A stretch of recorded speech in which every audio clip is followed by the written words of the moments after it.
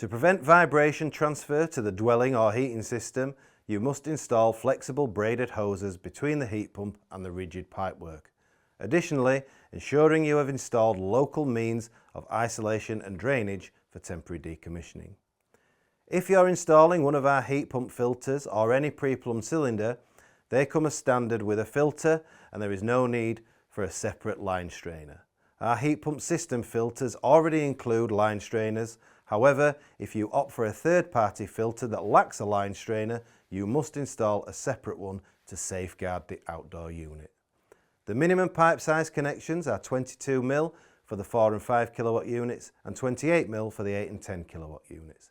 It's advisable to keep the pipe run lengths from the outdoor unit to the heating system as short as possible and to minimise the resistance in the circuit by using the fewest elbows and pipe fittings possible.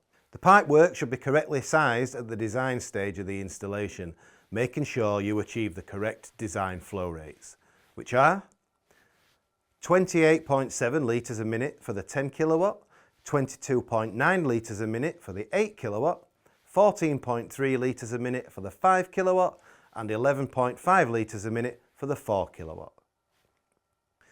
At the design stage, it's important to consider both the minimum flow rate requirements and minimum system volumes for the units to operate effectively. You can find this information in Table 8 of the Installation and Maintenance Guide.